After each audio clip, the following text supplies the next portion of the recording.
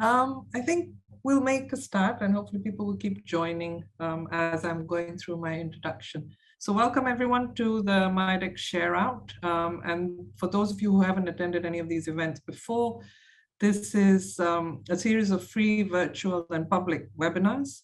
MIDEQ itself is a 5-year research project funded by the Global Challenges Research Fund that unpacks the complex and multidimensional relationship between migration and inequality in the context of the Global South.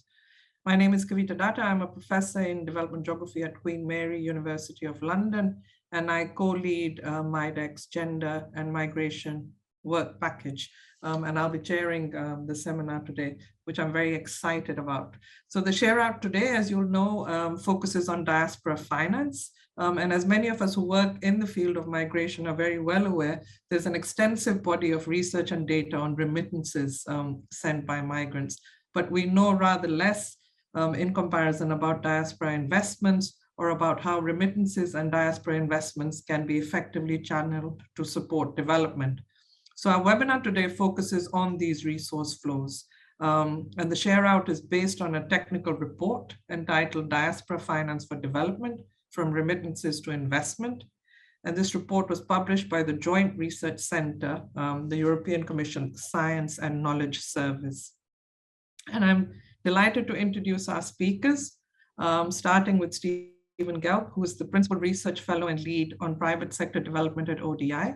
He has a PhD in economics and 30 years of research and policy experience in South Africa, where he was an advisor to President Mbeki and the government on macroeconomic policy and public expenditure, and on international investment and trade policy. He worked for a South African development finance institution and established an independent policy research institute in Johannesburg. Stephen is joined by Simon McMahon, who has a decade of experience at the interface between research and policy on international migration. He has a PhD from King's College London and has published 4 books as author or editor and numerous articles on international migration. At present, he's based at the European Commission's Knowledge Center on Migration and Demography, where he leads projects related to the relationship between migration and development. Sorry. Okay, I will continue. And our third speaker on our panel today is Sona Kalantaryan, who is a scientific project officer at the European Commission's Knowledge Center on Migration and Demography. So she joined this center in 2017, and since then has contributed to various projects under the external and internal dimensions of migration. She is currently leading the Partnerships for Knowledge on Migration in Africa project, and this aims to strengthen African policymakers' overall response to the opportunities and challenges related to migration. So before we get started, just a few housekeeping items. The first being that if we could please keep ourselves on mute throughout the presentation. And what we'll do is that we'll run through the presentation or through the presentation by the panel, and we'll take questions at the end. So if during the presentations, if you have any questions, please feel free to drop these in the chat, but we'll save them all up for the Q&A, which will follow towards the end of our meeting today. So I will hand over now to Stephen, who will get us started. Thanks very much, Kavita, and thanks again for agreeing to chair. So there were 2 problems with the little biography that you presented about me. The first one is that 30 years is unfortunately a slight underestimate. I need to increase that number and make it more accurate. But more importantly, you didn't mention that I'm the Work Package 6 lead in MIDEQ, which is connected with why we are here today. The Work Package 6, as I think most people on the call will know, is dealing with resource flows, finance, goods, and knowledge. And that's very relevant to our conversation today. And what I also want to say right now is that, and maybe while Simon is getting the slides up and running, this paper that I did with Simon and Sona is in a sort of semi-official MIDEQ output. in the sense that it was listed in the reports that MIDEQ has done to UKRI. And because firstly, and I think most importantly, it was Heaven that connected Simon and Sona with me. Simon was at some point in his career a colleague of Heaven's at the University of Coventry. And Heaven sort of connected us to do this work together. And MIDEQ supported us supported me rather, not Simon and Sona. The European Commission supported them, but MIDEQ supported my time in contributing to this paper. And that's why the MIDEQ logo is on the slides, although there's some kind of a black thing on my screen anyway, which is covering up all the logos. I don't know why that's happening. But I just wanted to make the point that this is part of our MIDEQ output, and I think it's very sort of relevant to the work that we want to do and we are doing in Work Package 6. So I'm also pleased to see a couple of the Work Package 6 people on the call. But I'm going to hand over now to Simon to introduce the work that we did, and then he'll hand back to me at some point, and I'll hand on to Sona for the presentation. So Simon, over to you. Okay, thank you, Stephen, and thank you everyone for being in this meeting today. Thank you also to Stephen and Heaven for collaborating on this piece of work, which has been a really good experience, and we hope that it's kind of the beginning of an ongoing discussion as well. So we have done this particular study, but talking to you and hearing from you today, and hopefully in the future as well, will open other opportunities for thinking about this topic in more detail. A quick note about where me and Sona come from as well. We're in the European Commission's Joint Research Centre in a centre called the Knowledge Centre for Migration and Development and Demography, and our role is to provide scientific support, so evidence and research and data to the European Commission's policy-making process. That involves, in some cases, producing tools that they can use, in other cases, informal exchanges, and carrying out studies such as this one here, which has been requested from our colleagues working on international development. Very much welcomed by them. It's informed various initiatives that they're carrying out, and there's interest in knowing more as well. So as I said, hopefully we can keep this going afterwards. I'm trying to change the slide. So I will start, and then Stephen and Sona, as we've mentioned. So the starting point for the study was really to think around this relationship between remittances and so-called productive investments. The first point is that we know that migrants and diasporas contribute massively to development in their places of origin, and that remittances are a vital part of that contribution. So remittances have grown incredibly over the last couple of decades. So if we think in 2000, global remittance inflows totaled around $125 billion, and in 2019 it had increased up to $719 billion. So a significant increase. Part of this is likely due to a shift in the way that people send their money and better data available to count the amount of money which is sent. So a large proportion of global remittances are sent in an informal way. So they're not going through central banks, and they're not going through financial records. But still, even if there is a shift from these informal remittances to formal flows, which go through financial service operators and banks, we still cannot deny that there's been a significant increase over time. And it's been almost consistent year on year. So there's very little which affects the scale of remittances worldwide. This means that they're one of the most stable sources of funds for people in lower middle income countries. This is also the case despite the pandemic in 2020 as well. So at the beginning of 2020, there were forecasts that there would be a unprecedented decline in the scale of global remittance flows as a result of lockdown measures, the impact on employment opportunities, and people not being able to go physically send money. And this hasn't happened. There has been a small decline in 2020, and in many countries, actually, the inflow of remittances increased during the pandemic for various reasons that we won't go into now. This means that it's a very resilient source. The diaspora and the immigrant population of low and middle income countries is a very resilient source of income for people to get by, so poverty reduction, but also for investing and for development as well. As we can see in the chart on the right, in 2019, 2020, actually the scale of remittances worldwide going to low and middle income countries surpassed the scale of foreign direct investment flows. And a long time ago, it overtook official development assistance flows as well. So there's an argument to be made that for many countries, actually, remittances are the primary source of funds for development purposes ahead of FDI and ODA. But there is more than just looking at remittances, and this includes this is true in a couple of ways that we want to focus on, which are relevant for this particular study.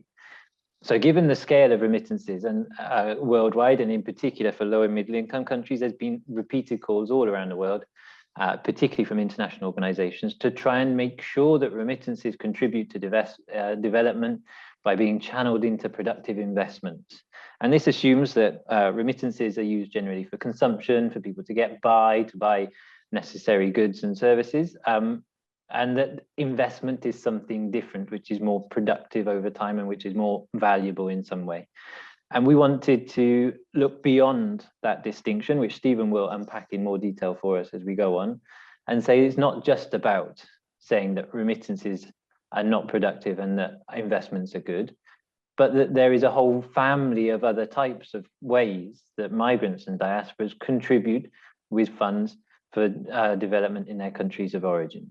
On the one hand, this means that we have to look beyond just migrants. So when we look at remittances, we tend to look at people who've moved away and they send money back home. But actually, there's descendants of people who've emigrated away, and it can be various generations down the line as well, who can send and who might be willing to invest. So we want to broaden our looking from looking at migrants to looking at diasporas more broadly, which may include migrants, but which also includes people of subsequent generations who haven't migrated in their lifetime, but which they feel an affinity and a connection to some form of homeland or country of origin of their parents or grandparents and so on. So it's a self-defined group. It's more difficult to define who a diaspora is, a diaspora member, compared to a migrant in terms of resident status and so on. But in a way, they may be more beneficial for raising funds because they might be more willing to invest in their country of origin than other investors, because they have this connection, but also because they have certain knowledge and understanding, whether that's from a language perspective or a culture of doing business in their country of origin. So they find themselves as between the two places. They understand the place that they live in at the time, but they also understand the country of origin as well. And that means that they act as a bridge, and there are potentially many benefits to that we will talk about later in the presentation. In making the step from looking at migrants to broadening our horizon to looking at diasporas, we also want to look beyond remittances to the broader category of diaspora finance. So whereas remittances tend to be, well, they are a one-way transfer, diasporas actually engage in a whole range of other ways of investing as well, and they can sometimes expect a return on those investments over time.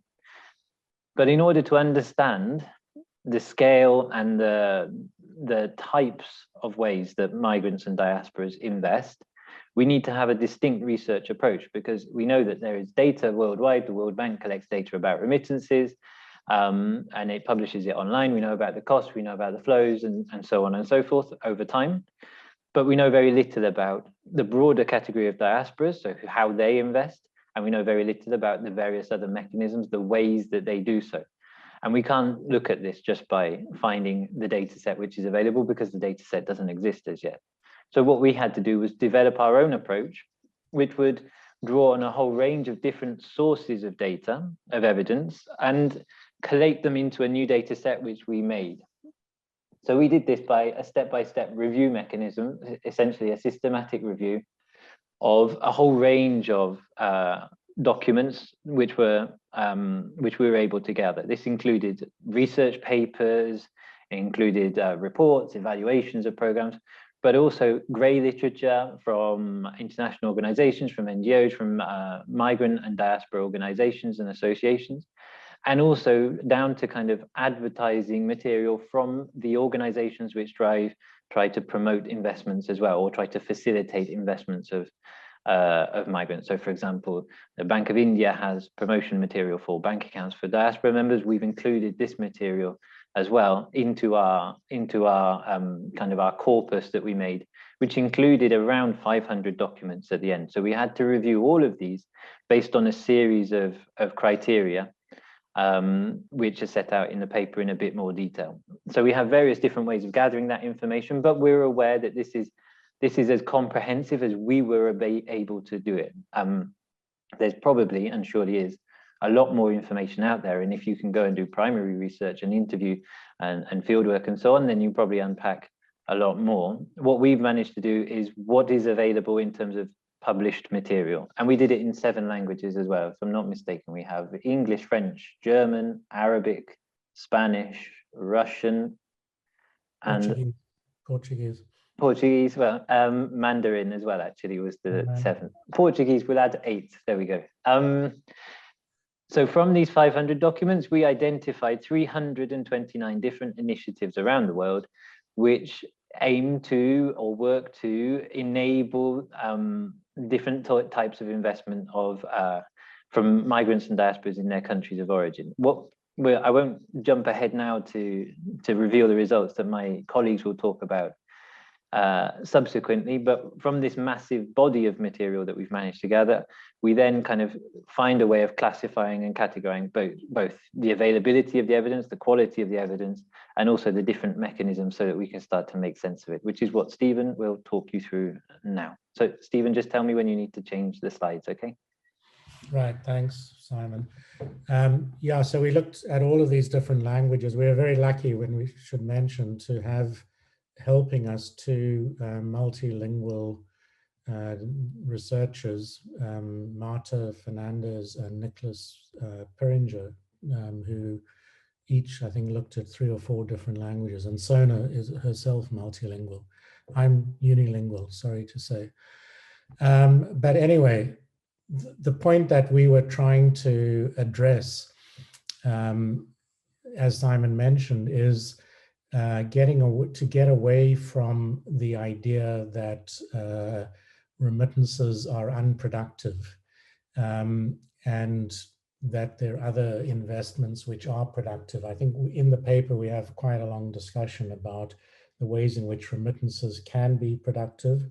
For those of you familiar with economics literature, you'll know that there's quite a big debate in economics about what the concept of productive means, but increasingly money going into activities like education and health, which a lot of remittance funds do go into, are being understood to be productive, not just productive in investments, not just consumption. And so we were trying to get away from that sort of basis for distinguishing between remittances and diaspora investments, and rather came up with this kind of rather schematic, but I think nonetheless useful way of distinguishing between the two. Perhaps too sharp a distinction when you start looking at the literature, but it's nonetheless useful as a way to think about things.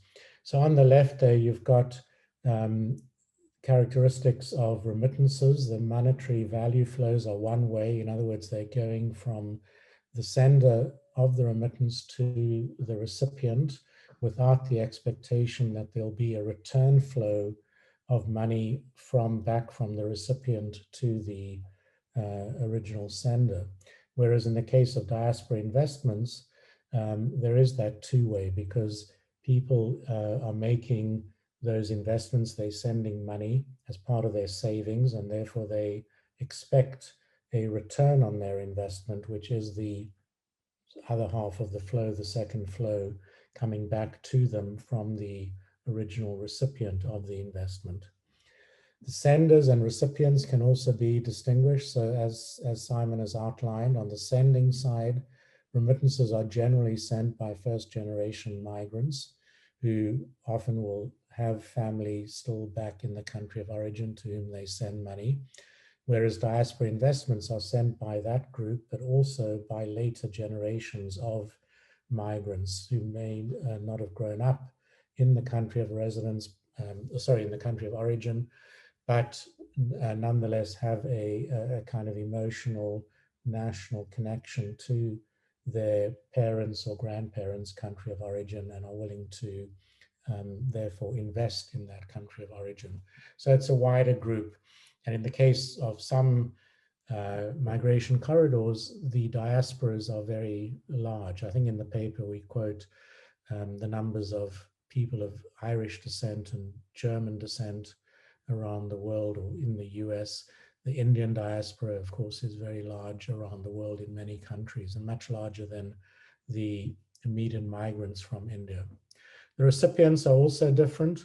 In the case of remittances, it's mainly households that are receiving the remittances, whereas in the case of diaspora investments, it's non-households, so firms or enterprises, many of which, of course, may be based in households. There may be what we would call household micro enterprises, but it's money that is going into the productive activity of the firm rather than into the consumption activity of the household that the investment is intended to support.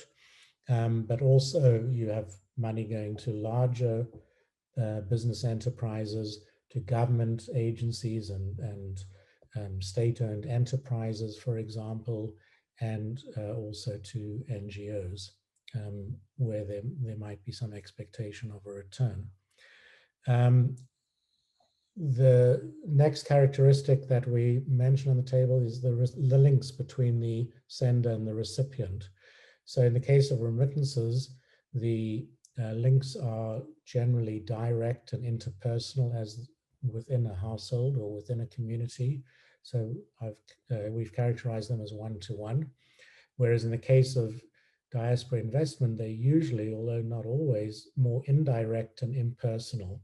In other words, there's a role, particularly in the case of diaspora investments, for financial intermediaries who collect funds from a large number of investors and provide them to a single or perhaps multiple recipients of the funds who will use the money to carry out some or other productive activity in the country of origin. And then lastly, we mention on this table the legal identities may differ. So in the case of remittances, the legal identities or the property rights, if you like, the property ownership title is often unclear. The distinction is often unclear in the case of remittances because people are members of the same family and in some broad sense, members of the same household. Whereas in the case of diaspora investment, the legal identities are often distinct, and that becomes the basis for the investment going and the expectation of a return to the provider of the finance in the first place. So yeah, that's a sort of way of thinking about the distinction between remittances and diaspora investment, which doesn't rest on the idea that some activities are productive and some are not. As I said, it may be quite sharp as a conceptual framework, sharply distinguished, and there will be gray areas, but it's useful to set that out at the beginning. In the next slide, we then elaborate. You can move on, Simon, thanks. Again, this is basically the same information as on the previous slide, but looking at it as a kind of flow of funds or a value chain, if you like, the differences between remittances and diaspora investments. So in the top flow, you've got of remittances, you've got The sender is the migrant household in the country of residence, COR. They will then provide them the funds to a money transfer agent, which may be a formal institution like Western Union or a bank or one of the other remittance management companies, or it may be informal, which is a very large percentage, we think, of remittances, some kind of hawala type process where the mechanism is informal. And then the money goes from that agent to the recipient household in the country of origin, which then, or perhaps to a community organization based in a village, and that agent, economic agent, the household or the community organization, spends the money or invests it in some kind of social activity in the country of origin. In the diaspora investment, the key thing is that you've got migrants and diaspora members who are saving in the country of residence. So they are investing in a financial asset. They provide the money to a financial intermediary, which will be most likely a formal financial institution, a bank, or some other organization in the financial system, who then aggregate that money and lend it on to an enterprise, a business enterprise, a public agency, a government borrower in the country of origin. Borrower meaning they've got an obligation to provide some kind of return to the investor, and they use that money to invest in some economic activity. On the next slide, Simon, yeah. Thanks. Again, we just break down the remittances and the diaspora investment into different kinds of mechanisms. So on the left, we've got 3 different kinds of remittances, which we discuss in the paper, and we identify the different mechanisms that we looked at that exist in different countries. We group them into remittances into these 3 mechanisms: individual remittances, that is within a household, within a family; collective remittances, which would be, for example, a situation where people who come from a particular town, small town, migrants, that is, who come from a particular small town, will collect together remittances, which they then provide to the hometown, the local authority, or to an NGO in their hometown to support some kind of social investment or social enterprise, a school, a clinic, something of that nature.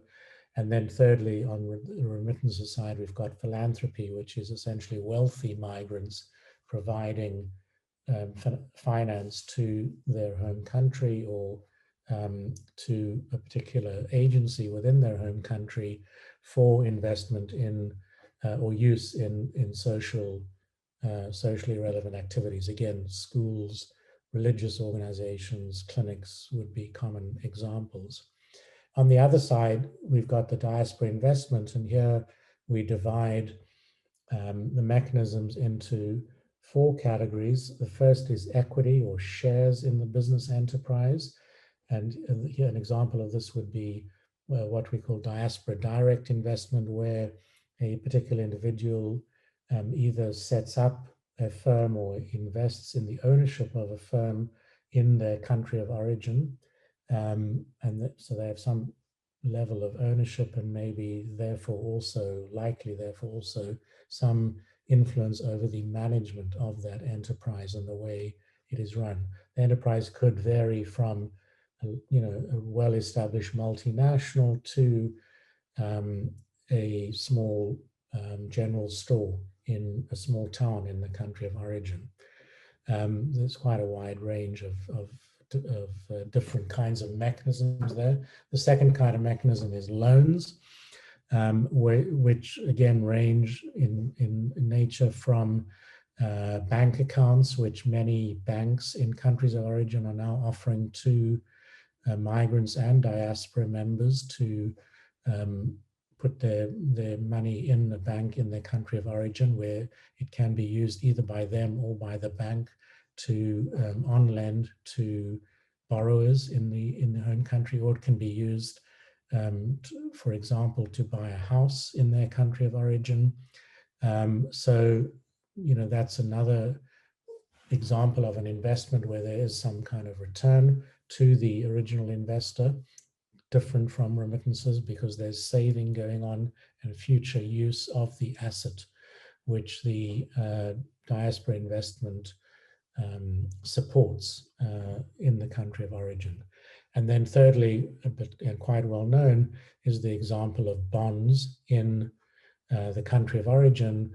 For example, the government or a big public agency, the electricity utility or the water utility, want to expand infrastructure in the country of origin, and they solicit funds through bonds in the issued by the infrastructure utility or by the government to finance that infrastructure. That's been used quite commonly in many countries internationally. So there are a number of different mechanisms. I'm not going to go through all of them. They are discussed in the paper if there's interest in looking at what the different mechanisms are. The last box on the right there, which says knowledge, is in italics, and that's because as many of you who've worked with me in MIDEQ know, I'm very focused on the issue of knowledge flows from one country to another and how migration supports that and facilitates that.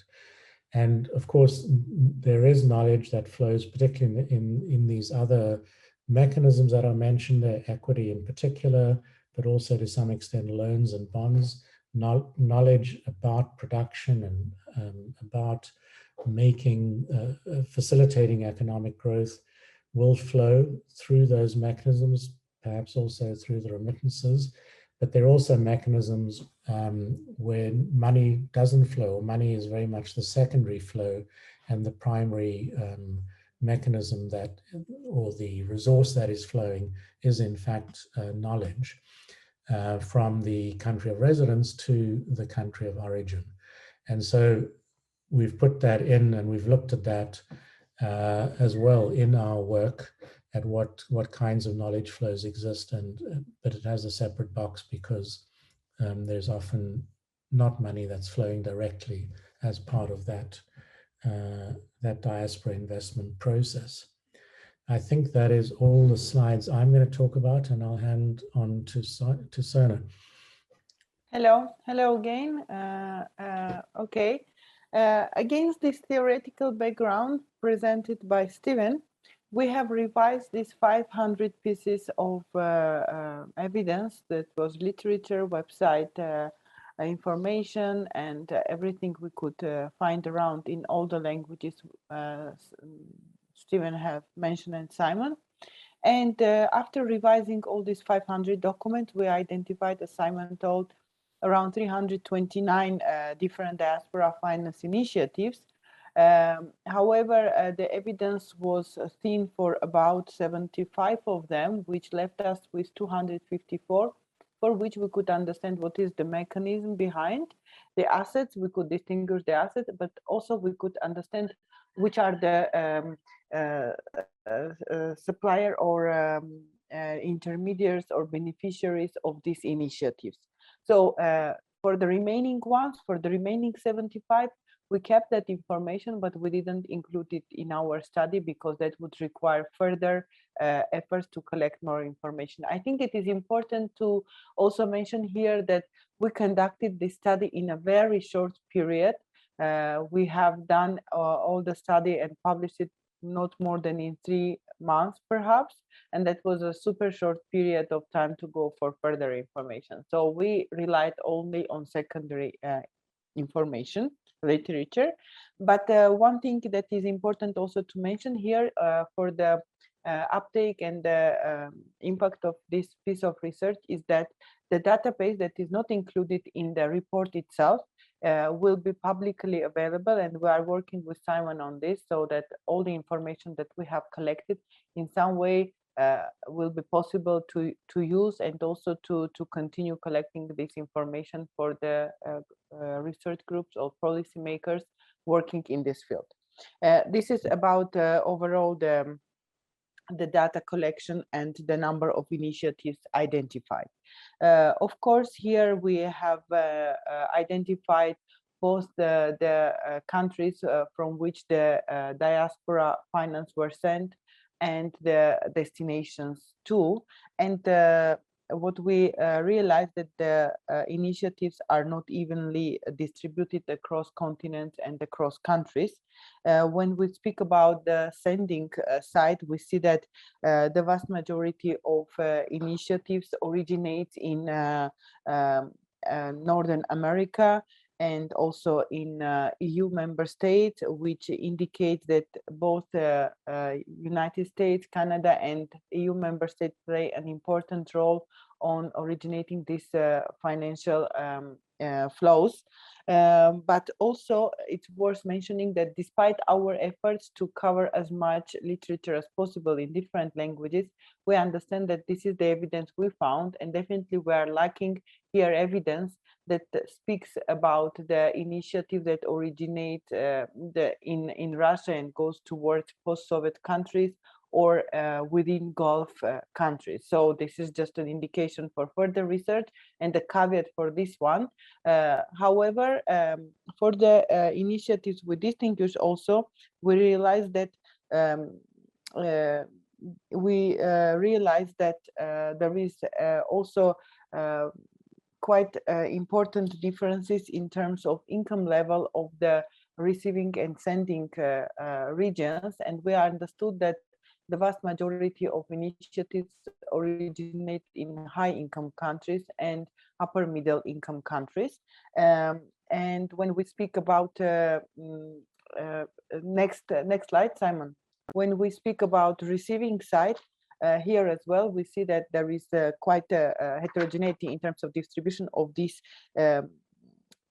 initiatives, and we can see that in terms of receiving, the most diaspora finance mechanism are going towards Africa, 97 of them, and this is followed by Asia, 69, and Americas, 58, all in South and Central America and Caribbean. In terms of countries, we can also see that there is a disparity within the regions, and for example, for the initiatives identified as on the receiving end in Africa, the majority are concentrated in 5 countries, which are Kenya, Ghana, Ethiopia, Morocco, and Senegal, while in countries that are in Asia, those are mostly Philippines and India, while for Americas, half of the initiatives are going to Mexico, Peru, and El Salvador.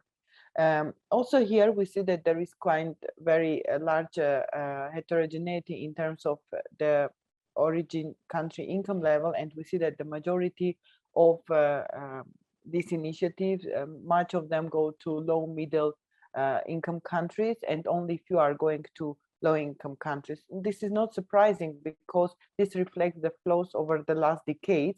The majority of migrants are originating from upper middle income countries and low middle income countries, and they are going towards high income countries. So this reflects the pattern of migration over the last decade.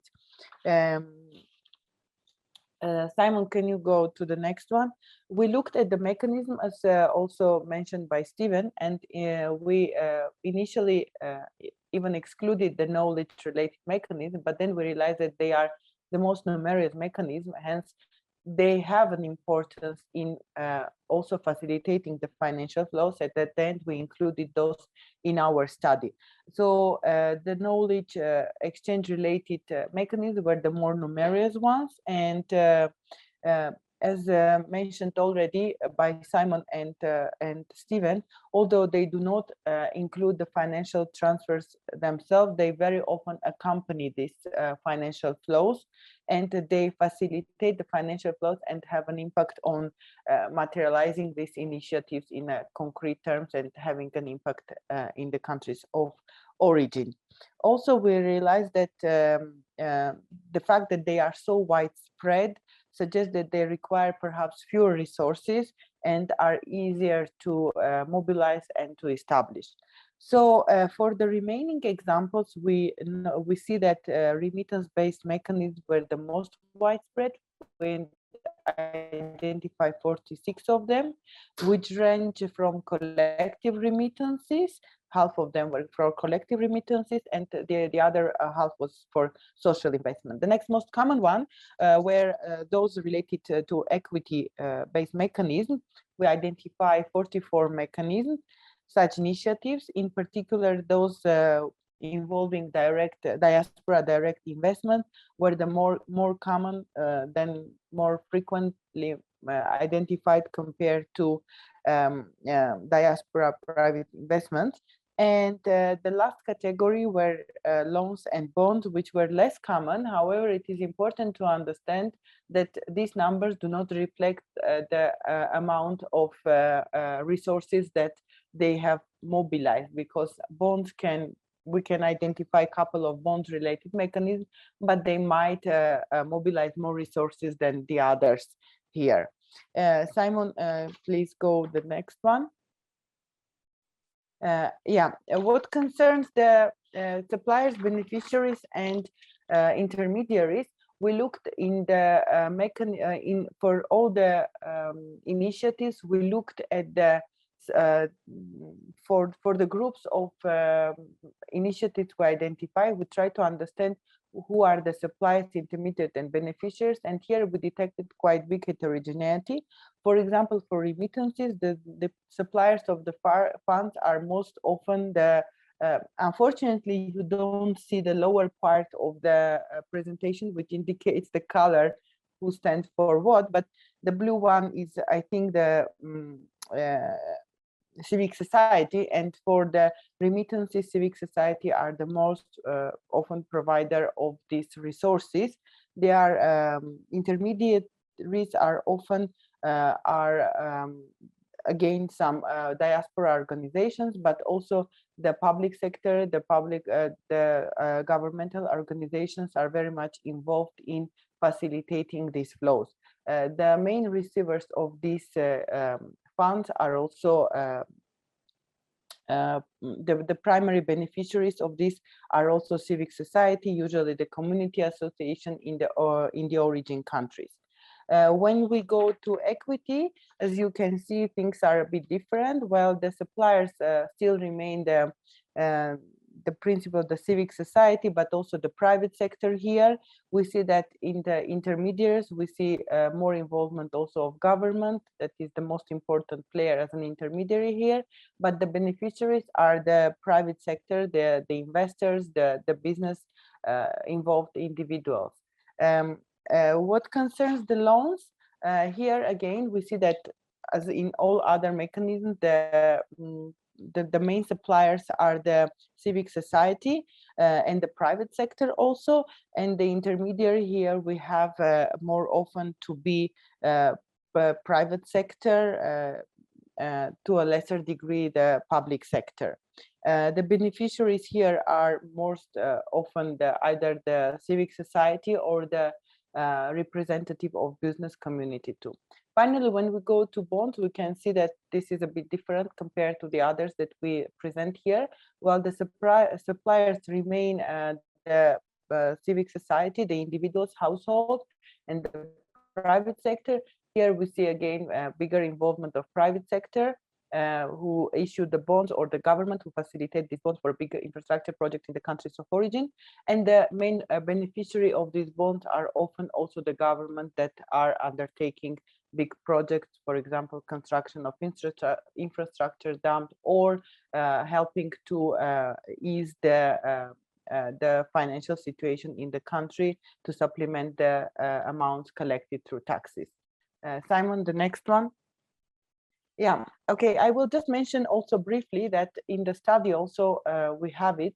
I would invite those who are looking at the impact or the objective of these initiatives to go through the study, because in the study, in order to understand what might be the impact of this initiative, we looked both at objectives of these initiatives and the outcomes. I must say that this was one of the most challenging pieces of information that we were collecting, because this information is not available in most of the cases. We found information on objectives only for the half of the initiatives, and even less information we found for the outcomes. So we didn't even report the outcome related information because it was extremely vague. But in terms of yeah, Simon, perhaps you switch, sorry. Yeah, in terms of the objectives, we have distinguished that they both aim to a large scale infrastructure projects and also to a smaller scale establishing business, improving the inequality related situation. So the biggest portion was about preparing individuals to enter into some business activities in the country of origin, and this was accounting for the 46% of initiatives that we have distinguished the objectives for which we could identify the objectives, and for the rest we could see that the majority were every fifth initiatives were for which we were able to understand which were the objectives, dealt either with knowledge exchange and establishing networks between diaspora members and the countries of origin, also increase economic inclusion of individuals in the countries of origin, or to impact on inequality through promoting social, political, and economic development. Finally, for a few initiatives, we identified also investment in the infrastructure and also the objectives of improving macroeconomic situation of the country. Here as well, the distribution does not necessarily reflect the overall initiative objectives, because they were not available for the majority of the initiatives we looked at. And again, there were even less information available for the outcomes. We had it, but it was too thin to summarize, to make sense out of it. So finally, Simon, go back now. Finally, this is the slide that I prepared here for this presentation. I looked at our database and tried to understand which are the initiatives that have on the sending and receiving side the south to south migration countries. And here I identified about 138 initiatives. There is a strong assumption beyond. I'm not sure whether for sure these initiatives are connected through these country corridors in the way you are looking in MIDEQ, but for sure for every initiatives included in these maps or in this figure, we have initiatives that deals on the sending and receiving side with the southern hemisphere. So for these initiatives, we also looked at the distribution of initiatives across the mechanism and assets that they produce. And here as well, you can see that the knowledge-based initiatives are the most numerous. For the rest, it's approximately 20 per group, 20 per bond, 20 for this remittance-related mechanism. Equity-related mechanism is a bit higher, about 25, and a few initiatives related to real estate, some kind of securitization of bonds, and maybe there was one on return entrepreneurs. So overall, it reflects the figures that we received for the whole data set. However, just wanted to say that this piece of research or the data set that we have produced and we are going to publish might be relevant also for you.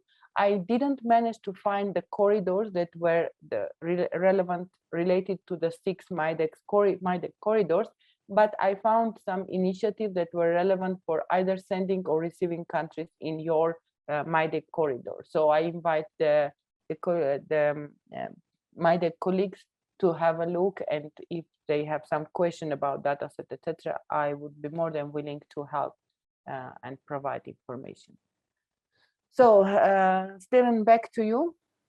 Thanks, Sona. Yeah, so I mean, just briefly on the conclusions, the first couple of bullets there are really just summarizing again what we what we've found and what we've already discussed, that migrants and diasporas are providing finance, not just through remittances, but through a much wider range of financial initiatives, including a broad spectrum of diaspora investment mechanisms. We identified over 300 different initiatives from a wide range of countries of residence, going back to an even larger group of countries of origin. And I would just reiterate that it's important and useful to distinguish between the different kinds of assets, remittances, or mechanisms rather, remittances, equity, loans, or bonds, because the way in which the money is collected, the way in which the money is transferred from the country of residence to the country of origin, and the way in which it is used in the country of origin really differs quite widely depending on the different mechanisms that are operating and that are used. But as we've all said in one way or another, there's very little evidence really showing how they work and how much money is flowing globally or even within individual countries or regions, and even less evidence about their impact.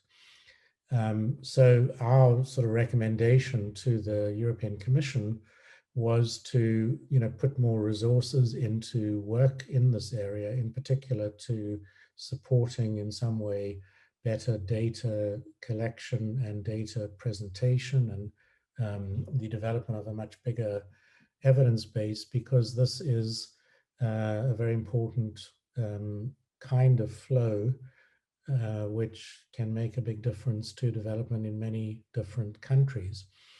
I'll just add, a conclusion from the MIDEQ point of view, which is that in a way, some of what we're trying to do in Work Package 6, and which has already been done by some of the country teams around Work Package 6, is to look at this issue of providing evidence, which mechanisms are at work, how much money is flowing through the different mechanisms and what their impact is. And just to mention there, the work that Derajay has already presented in the share in or out, I'm not sure which, was it a share in or share out, around the Ethiopia-South Africa corridor a few weeks ago, I think was very useful in showing how finance is flowing from South Africa back to Ethiopia through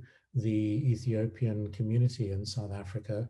And I think most importantly and most interestingly, the impact that that money is having back in the Hadia region in Ethiopia, both for good, that is, building businesses, creating employment, and contributing to economic growth, and also some of the costs of that in terms of the increased inequality in the Hadia sending region, which has resulted from that flow of funds.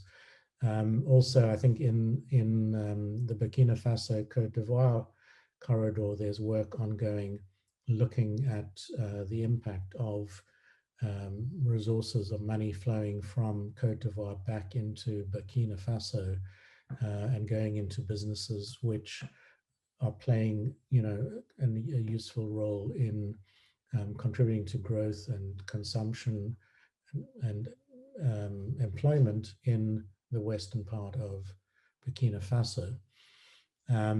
I think in China as well, and maybe Jushir and Dongshen can even talk about this, there is the beginnings of work in MIDEQ looking at this issue and what is happening in parts of China where with money that has been returned to China by migrants in Ghana. So I think we are beginning to make a contribution, but there's obviously a lot more that needs to be done, not just in our corridors in MIDEQ, but on a much broader scale to understand and effectively to promote this activity and this route to more sustained economic development. I'll stop there. Thanks, Kavita.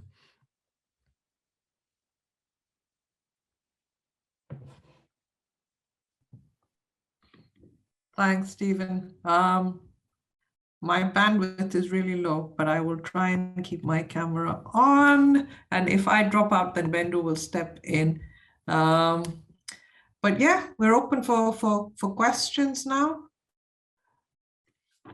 And perhaps while people are gathering their thoughts, I can start us off. I can't see any in the chat so far, but that might be because I just dropped out for 5 minutes, but hopefully you can repost them. I guess my first question in the chat, from Mina. Right, okay. Should we take that sorry, first? it's a direct message to me, but I think she meant to put it in the general chat. So maybe should I read it out? Yes, please. Okay. So it says how to define productive and unproductive use of remittances in a situation where investing in education, health, and food for the family is crucial to keep moving with basic livelihoods. For them, investing in children's education is long-term investment. Health and food are basics to survive. So it's more, a comment, I guess, than a question per se. But just to say that, I think that's a very important observation, because this is exactly where we started from, to try to get away from classifying some activities as productive and other activities as unproductive. In the sort of standard economic classification of GDP and sectoral activity, activities like education and health are classified as consumption and not as not as investment. But as Mina points out, and as we recognize in the paper, spending on education, and I would say also on health, and on housing, is very much part of investment for billions of families around the world, because it leads to, health spending can lead to the continuation of income generation activities, which would be interrupted in the case of ill health or death of family members. Education spending is obviously building skills, which will hopefully lead to incomes in the future for the individual educated, but also for their family. So those are investments from that perspective. And we wanted to get away from that distinction of productive, unproductive, and therefore focus much more on the mechanisms and the way in which different mechanisms both collect funding and also spend that funding, who spends the funding, which kinds of economic agents spend that funding. And that's how our classification is sort of grounded. Simon, Sona, you maybe want to add. Just to add to that as well, what the point is that, as Stephen's just said, there's this kind of quite worrying at times distinction being made, saying we need to encourage productive investments instead of remittances, which is counterintuitive once you actually start to look at how remittances are used. But also that moving beyond that distinction means not looking at remittances and investments as either or, but understanding that they're part of a spectrum of a whole range of different financial mechanisms that occur and are present alongside each other. So along the main remittance corridors, you have people who are sending money back to their household, or which will be for their family members to get by, so on. But they'd also be investing perhaps in a business, or buying a house, or maybe buying bonds if their government is opening them up, and so on. So it's not either or, partly because of the nature of the exchange in the way that Stephen said, but also because the flows are taking place alongside each other. And these investments are already happening. We're not saying that people should be encouraging migrants to invest rather than to remit. We're just drawing attention to the fact that they already are investing. We don't know enough about it, so we can't really pinpoint the exact ways of how to maximize the impact, of how to encourage it, how to make sure it's safer and easier, and so on. But the starting point is to highlight it's happening alongside remittances. It's functionally distinct, conceptually it's different, but they occur together rather than being one or the other. Thanks, Simon. Maybe I would add also a sentence that we skipped this in the presentation, but in the report we look also at the sectors in which these initiatives are investing. And for the half of the initiatives we identify, we have the sector, which can be 1, 2, or 3. But for the sectors we have identified, actually the human health and education are the two most numerous groups. And this is not random, because as remittances goes to health and education, similarly, they are recognized as an important direction for the investment. And also among the initiatives, we saw these two are the ones that were the most frequently identified in our data set. We just kept it for the sake of the time. Thank you, Sona. That's really important. I think that especially what you were saying, Simon, in terms of it not being an either or situation. So it's not remittances or diaspora investment, but it's about sort of thinking of them as on a continuum. One of the questions that I had was really related to where you placed knowledge in that sort of distinction between remittances and diaspora investment, and how it sort of landed on the diaspora investment side. And I wondered whether that was something that might sort of, in a way, be some bridges both remittance behavior and diaspora investment, rather than belonging to one or the other.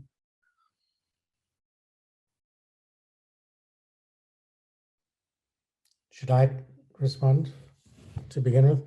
And then... Yeah, this has been a source of lengthy discussions among us. So look, I think that actually there's a lot of knowledge of different sorts that goes along with on the remittances side. And I should just mention, Derajay seems to have dropped off, maybe his internet wasn't working well enough. But this is something he and I have discussed at some length, with him, you know, correctly correcting me, let me say. There's a lot of knowledge that does go along with remittances, but given my sort of focus on enterprise development, private sector development, whatever we want to call it, I tend to be most interested in knowledge as a productive resource. And there's that word productive again.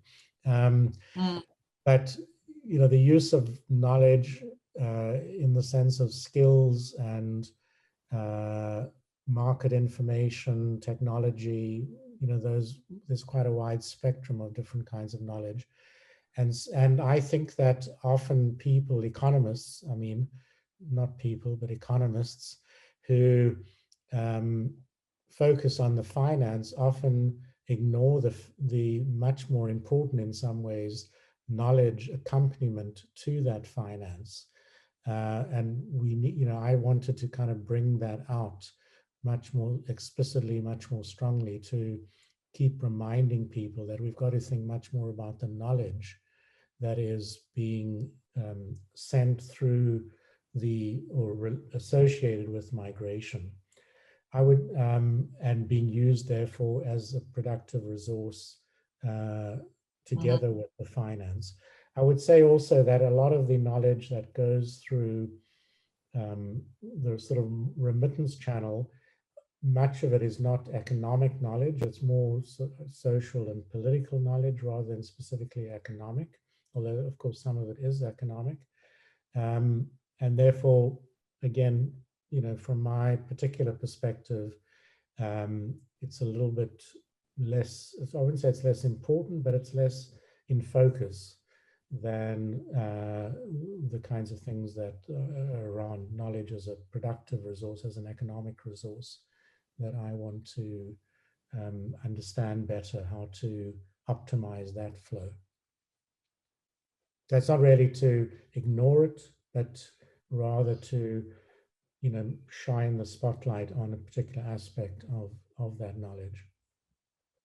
Right. Also, just to add to that, from a practical perspective of how we did the actual kind of data collection and analysis, we weren't initially aiming to look at knowledge transfer as an aspect of the study. We knew it was going to be significant. We were going to have to discuss it at some point, but it wasn't originally going to be a type of flow.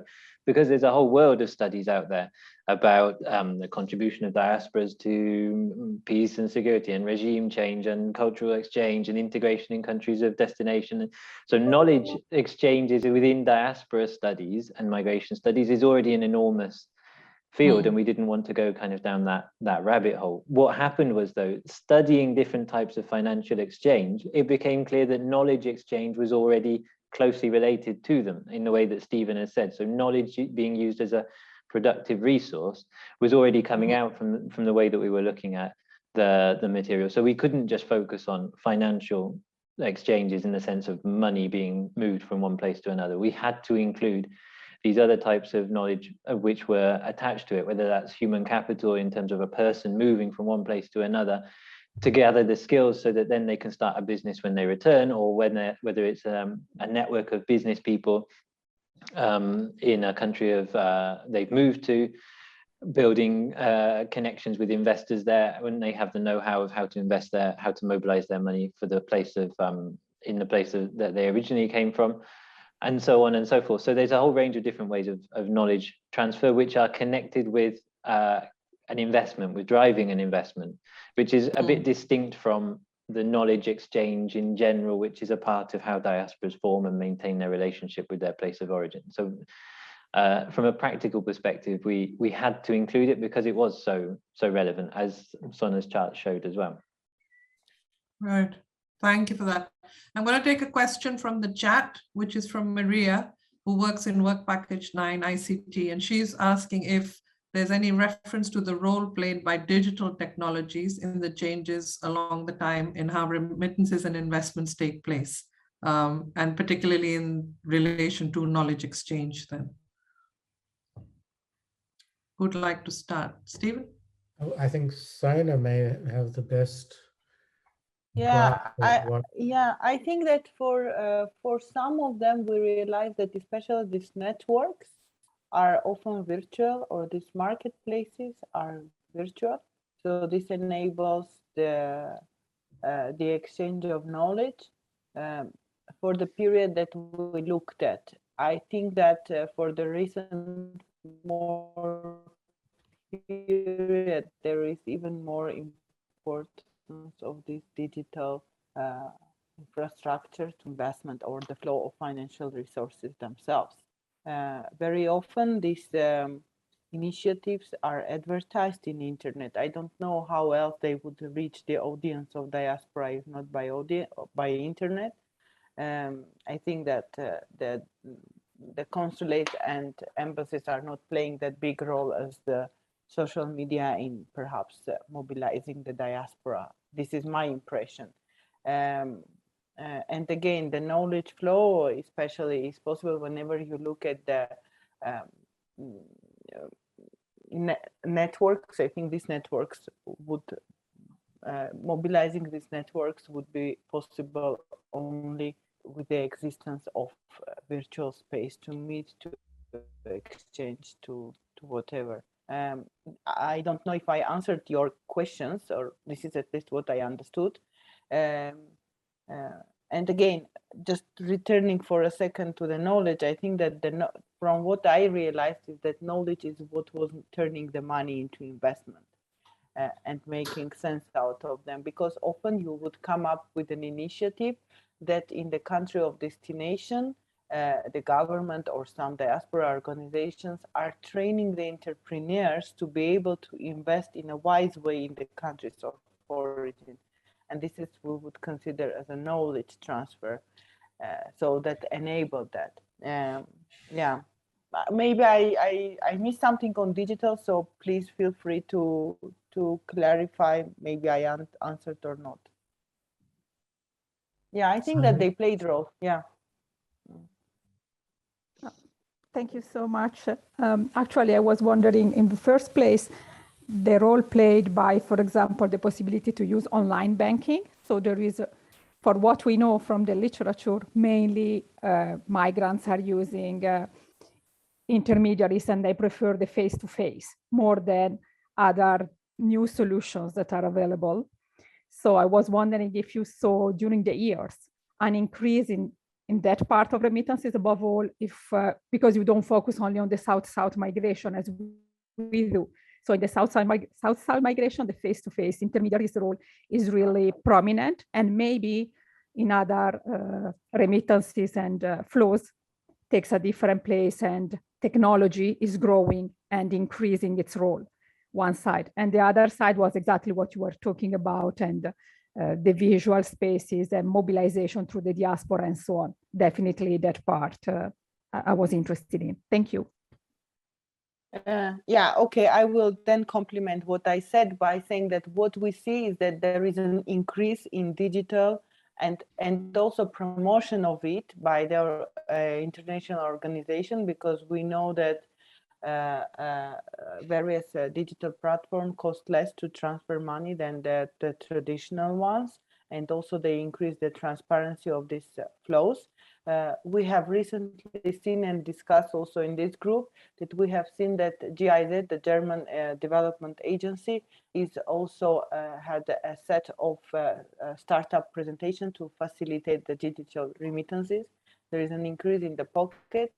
I think that this is a bit beyond of the study, and this goes towards what we are going maybe to do next, but definitely this is within our research interest. Yeah, I think that the fact, just one example I would bring is that the fact that we didn't see drop of remittances over the last year, despite the pandemic, is also due to the fact that the digital and the more official channel played a bigger role. In the absence of possibility to travel physically, to pass the money, to send the money physically or take them home, the digital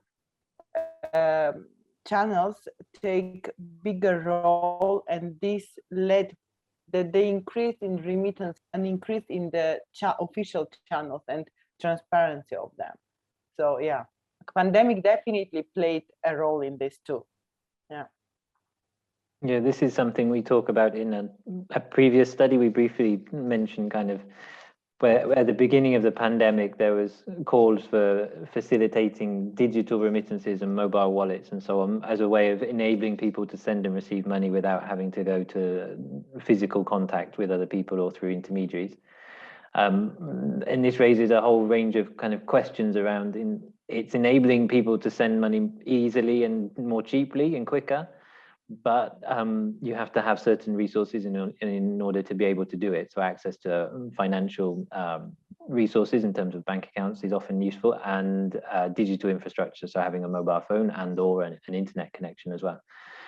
For the study on investments, there is another thing around digital technology which we were interested in, but which we weren't able to give perhaps as much visibility as we would have liked, partly because of the data available and the space available as well, which is Sona touched on the marketplaces, where you have a range of, so you have like an online platform where you have a range of projects. It's kind of like a TripAdvisor almost for investment. So you have a range of projects which or businesses which are looking for funding and they're searching for a funder, and on the other side you have a range of people who have money that they're looking to invest, but they're looking for where to invest it.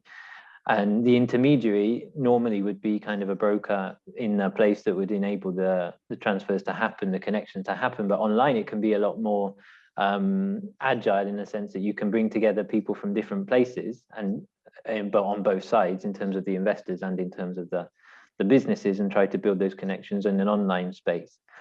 And it's led to some organizations growing quite quickly from being local organizations within a country to being able to work across different countries, because you don't need to set up an office in the place where you're going to. You can run it online. Stephen knows more about these in the sense that they tend to spring up quite quickly, do a range of initiatives quite quickly, and then fade away or disappear. So we would like to know a bit more about it. For me, I think the digital brokering in this sense seems to be an opportunity for a more flexible way of connecting investors and the opportunities for them. But in terms of their stability and their long-term impact, there's still lots of questions that we were unable to answer. Yeah, I mean, just quickly to sort of supplement, I think these market platforms are very important, but actually there's a lot of literature which shows that setting up a platform, whether it's to market investments for the diaspora or whether it's a dating site, those are not easy to set up. Certain conditions have to sort of exist for both the supply and the demand to come together and make the platform sustainable over time. And so far, a lot of these Africa-based diaspora investment platforms do not seem to have survived. But I think that there's a need, to say again what we've been saying all along, there's a need to have more research and more thinking and think about how a public-private partnership might work to sustain those platforms, because they're very promising.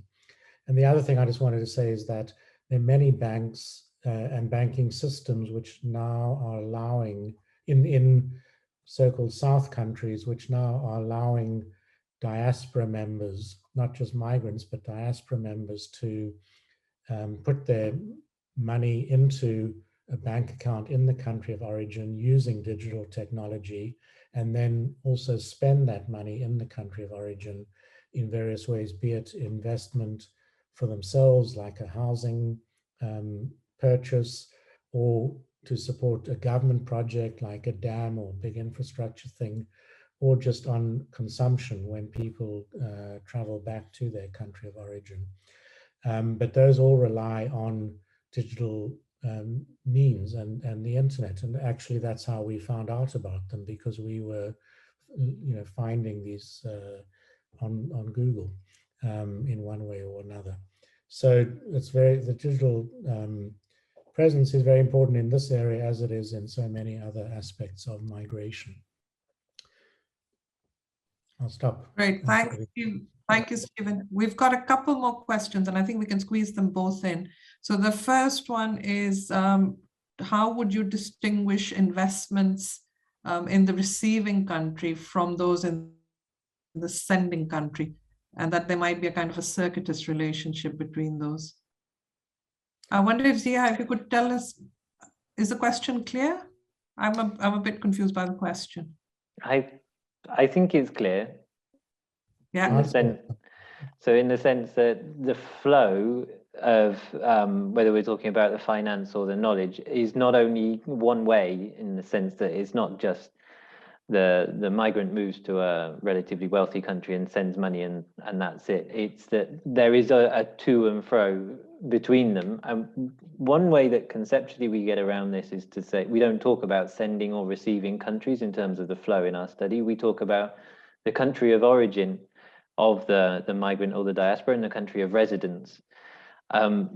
And many of the programs that we uncover, whether it's kind of talking about the Irish diaspora in the US or in other countries, the flow is two-way anyway. You have kind of networks of civil society organizations at both ends, which are bringing together investors and or businesses, and they do a whole range of activities, some of which involve sending perhaps students one way so that they gain skills and they bring them back, or whether it involves sending money that way so that it contributes to the life of the people there, or whether there are governments who are actually looking to use diaspora to be involved within shaping their own development programs as well. And so the flows are actually, there's lots of them going on. We've had to simplify it to talk about the relationship between the place that the migrant or the diaspora have originally come from and the place where they are living at that time, because there's a series of kind of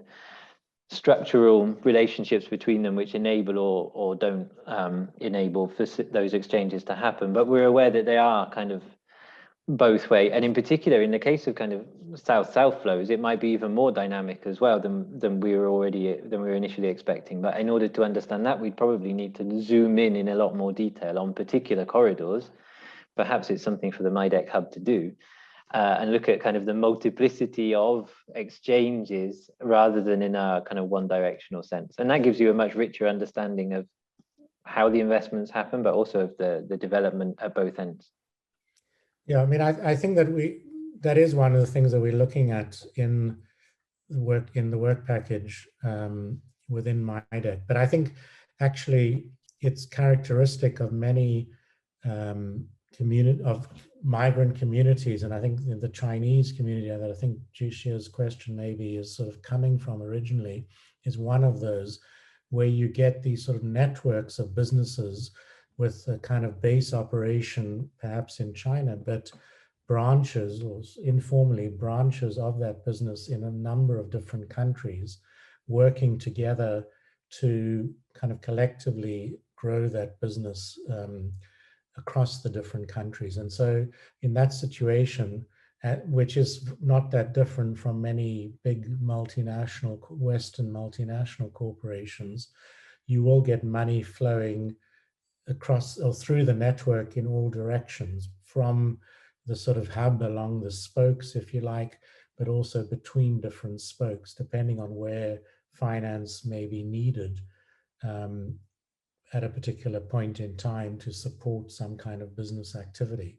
So I think that's often it is very hard to distinguish sending and receiving, and you've got to really understand how the network of businesses is working together. Thanks, Stephen. I think we can squeeze in one more question, and that's from Alison Phipps, who's talking about the aesthetics. So going back to the remittances, how are remittances wrapped digitally and also when handed over in person? Well, Alison has just, I think, dropped off. I don't see her, but it's a very Alison. There she is. Hi, Alison. No, I'm finding this so interesting, but I'm also really interested in the kind of the anthropological continuum of, remittances transaction through to the idea of remittance as gift, and the ways in which different cultures in different places, different migrant communities might wish to signal whether something is transaction or something is gift. And one of the ways in which that happens cross-culturally is through the wrapping. And some of that is digitally, and some of that is through, ways in which you might wrap a gift or put it in a brown envelope, or, choose where you hand it over. So I was just wondering if there's anything in the work that you've been doing that's kind of been signaling that. Well, look, I don't know if there's anything in the, we read between us these 330 or whatever it was bits of work, some research and some just advertisements, and we didn't, to be honest, I just certainly didn't think about it in this way at the time that I was reading the stuff that I read.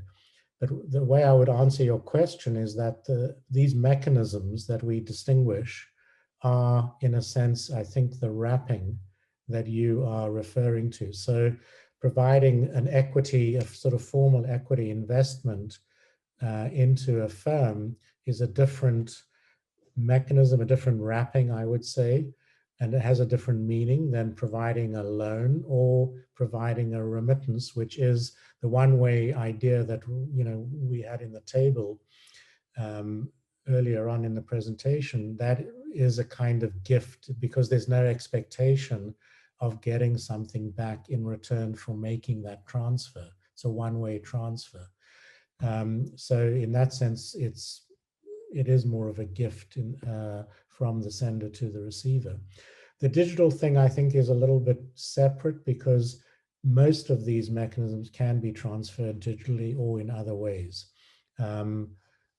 So I would say that that's a sort of separate issue in the way I would think about it from the mechanism which I would interpret as the asset or exchange process that is involved. But thanks for the question, interesting. I don't know if Simon or Sona may have different thoughts because it's not something we've ever discussed, I don't think. It wasn't part of the original approach, but there is something interesting there around, at least in my memory of what we've been looking at. So it's not a kind of a finding which you'll find in the report, but there is something around the way that the different mechanisms are advertised and they demonstrate their effects. So if we're talking about, for example, the Philippine overseas Filipinos, for example, they encourage lots of kind of relatively small investments in hometowns to put a kid through school or to build a wing to a school or whatever. And they always have a photo of the person there ready to go off to school and in a certain background and everything.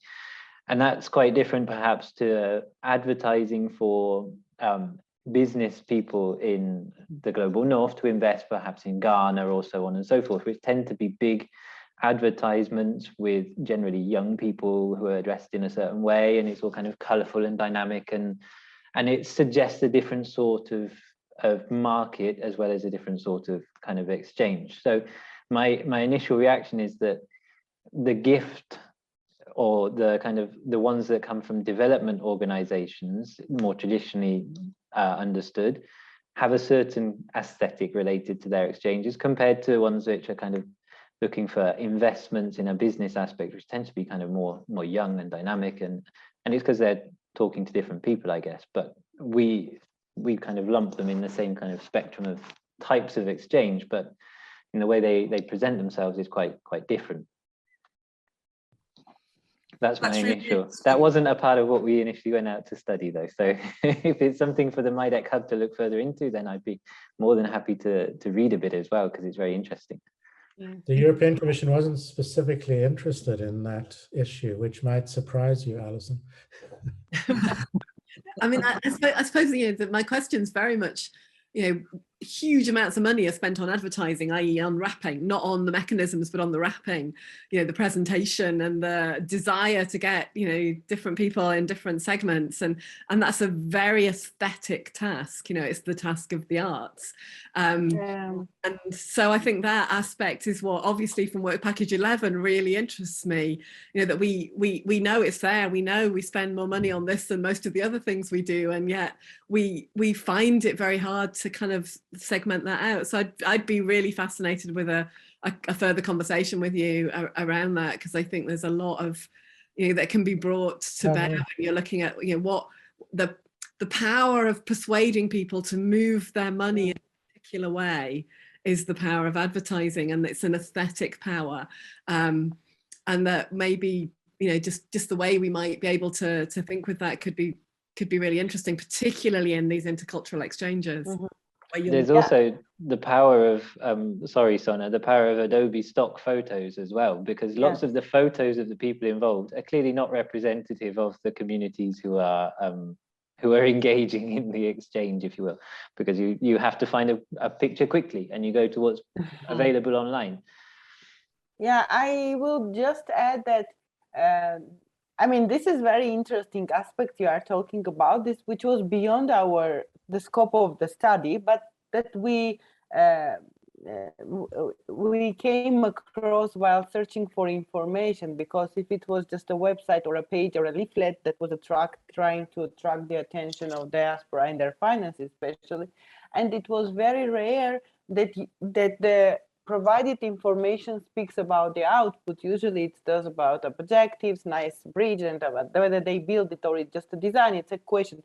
And I came across only in couple of cases where they report the outcome and attach a picture to that, like what was the school before and after, or what was that piece of road taking to that remote village before and after, etc. I think it's a very important aspect, and perhaps somebody who is looking to invest or donate the money would be interested to know the results, and that is perhaps a way to attract the resources, but that was beyond. But definitely, if this is your interest and this is your objective to study, there is definitely enough material to look at. Would be very much interested to see what would be the outcome of some kind of systematic review of this study, because there are studies on the way the international organizations are